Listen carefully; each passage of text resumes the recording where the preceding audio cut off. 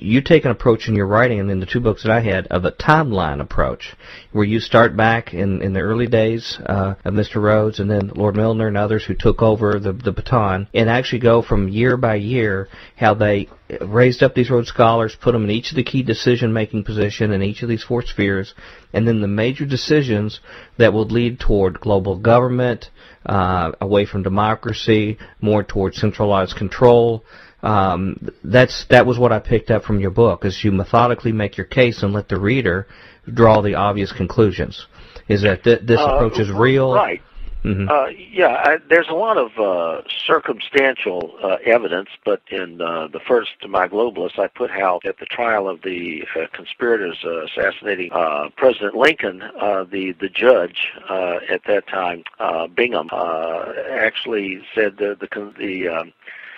that type of evidence, circumstantial evidence, is probably better than eyewitnesses, because sometimes people make a mistake of judgment as to what they really saw. And so what I try to do is, if you look at a pattern of events, there can be a number of coincidences, but when you start getting up into the literal thousands of examples, then it becomes harder for skeptics to explain away all of this as just some sort of organic movement or coincidence that's going on.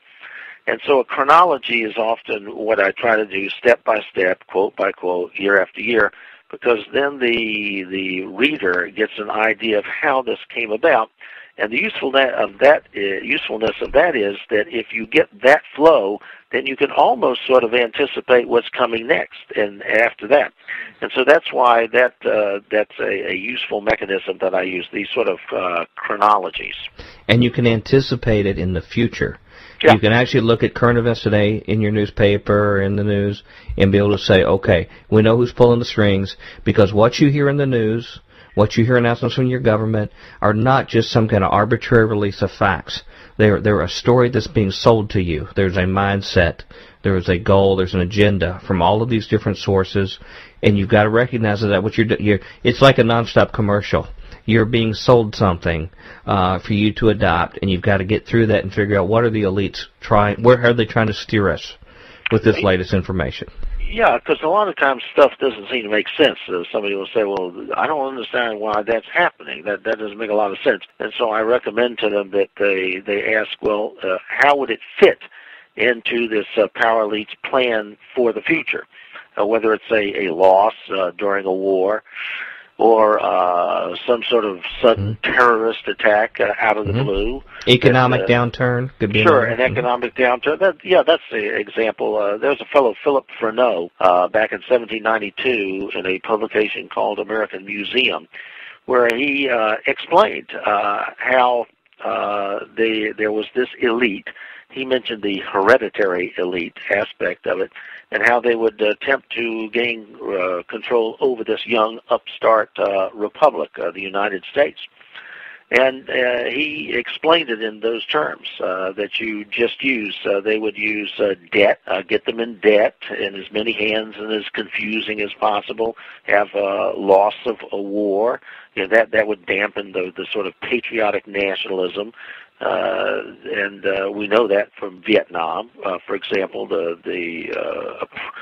those people saying that patriotism was a highly valued characteristic went down to about 25% among younger people, and so on. And so a lot of this is a manipulation of the public, psychological manipulation. There's actually a book by Colin Simpson called The Science of Coercion that they use. Edward Bernays, the father of public opinion, said they could manipulate us, and they have. And so what they'll do is various psychological techniques, and then processes like a dialectical approach, where you have two opposing teams, so to speak, but they're being manipulated. The left will look at the evil right-wingers, and the right will look at the evil left-wingers. And they'll go back and forth and point fingers and accuse each other of blame, not realizing what's really going on. This, like in the environment, if we have some sort of overreaching environmental extremism, people will look at the environmentalists and say, look, they're to blame. Well, actually, a lot of them are funded by these elites at the top, but the blame will be fixed to the radical left environmentalists. The same thing with the hippies in the 60s.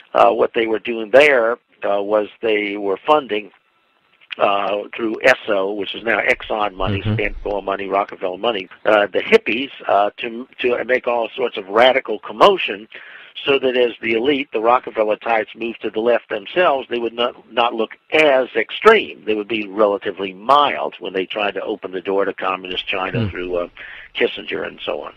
Now, if I understand, just to put this principle in practice, we see on TV a lot of pundits that come on the 24-hour news channels, things like this, that come in from some organization you've never heard, Foundation for Economic Competitiveness or whatever, and they stroll in and they give their opinions, and there's a nonstop stream of them.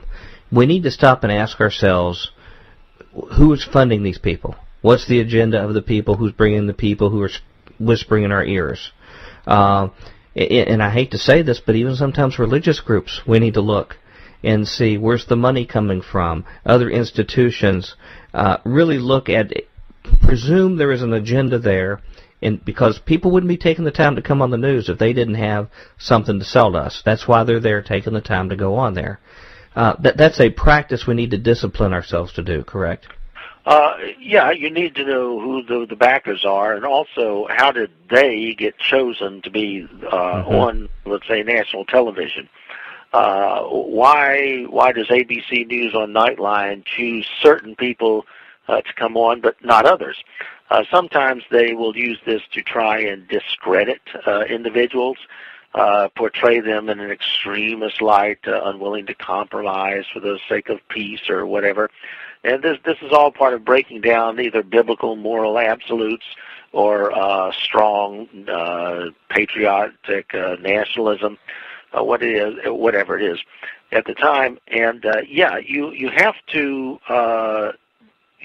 note that in these groups that I call the power elite, let's say the Rockefellers being an example, there's others, that over the years they have done things which do impact religion. They would take a Baptist minister like Frederick Gates and make him head of their general education board to direct education for the country about 100 years or so ago. They would also fund various projects. The Rockefeller Brothers Fund in the 1950s had what was called the Mid-Century Challenge to America. And in there, they used the term New World Order, and it has been bestowed upon us the honor of building this New World Order. And when it described it, the first aspect was spiritual, not economic, there's social, political, it was spiritual.